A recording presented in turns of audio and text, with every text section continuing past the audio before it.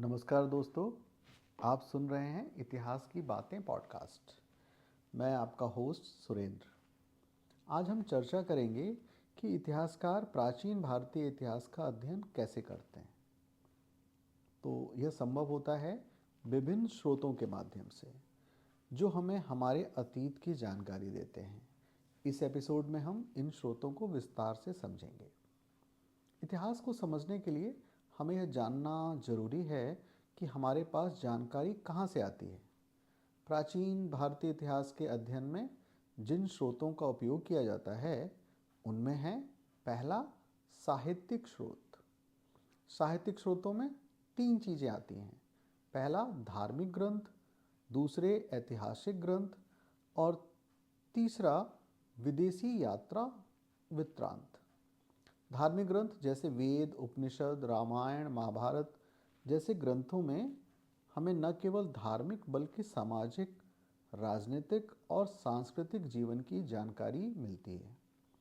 इन ग्रंथों में तात्कालिक जीवन के बारे में महत्वपूर्ण विवरण मिलते हैं। वहीं ऐतिहासिक ग्रंथों में जैसे कालिदास का अभिज्ञान शाकुंतलम और बाणभट्ट की हर्षचरित जैसी रचनाएं, ये ग्रंथ तात्कालिक समाज, संस्कृति और शासन व्यवस्था को समझने में मदद करते हैं।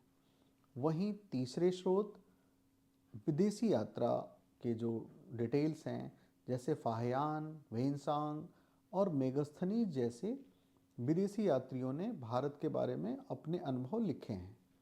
उनकी रचनाएं भारतीय समाज, शासन और संस्कृति का बाहरी दृष्टिकोण प्रस्तुत करती हैं।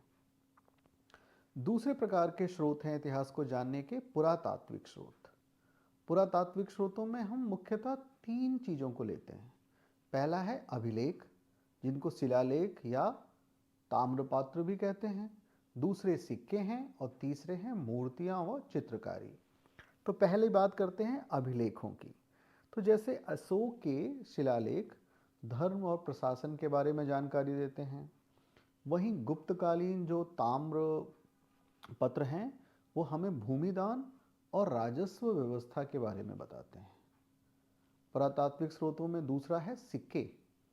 प्राचीन भारतीय सिक्के हमें आर्थिक इतिहास, शासकों के नाम और साम्राज्य की सीमाओं के बारे में जानकारी देते थे।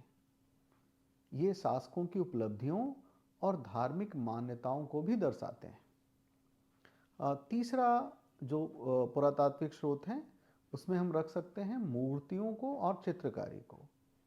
तो प्राचीन कला जैसे अजंता और एलोरा की गुफाएं तात्कालिक धर्म और जीवन शैली की झलक देती हैं। ये कला और स्थापत्य की उत्कृष्टता को भी दर्शाते हैं। तीसरा इतिहास जानने का स्रोत हो सकता है पुरालेखीय स्रोत, जिनको इंग्लिश में कहते हैं आर्काइव्स। आर्काइव्स तो जैसे पांडुलिपियां और हस्तलिखित दस्तावेज। विभिन्न भाषाओं और लिपियों में लिखित ये दस्तावेज तात्कालिक शिक्षा, साहित्य और प्रशासन को समझने में मदद करते हैं। इसी में आता है प्रशासनिक रिकॉर्ड्स भी। तो राजाओं के फरमान और आदेश तात्कालिक शासन व्यवस्था का वर्णन करते हैं। इतिहास जानने का जो चौथा स्रोत है वो है वैज्ञानिक स्रोत। इसमें हम मुख्यतः तीन चीज़ों को ले सकते हैं, जैसे कार्बन डेटिंग, डीएनए विश्लेषण और भूवैज्ञानिक अध्ययन। तो वैज्ञानिक स्रोत में पहला कार्बन डेटिंग।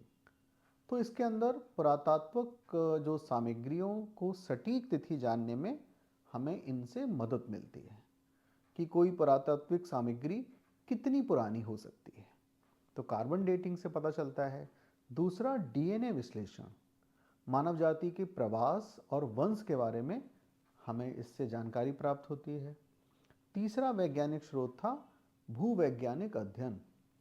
तो नदी घाटियों और भू आकृतियों के अध्ययन से प्राचीन बस्तियों और कृषि पद्धतियों का पता चलता है। तो दोस्तों, इतिहासकार इन सभी स्रोतों का विश्लेषण करके प्राचीन भारत की सटीक और व्यापक तस्वीर प्रस्तुत करते हैं।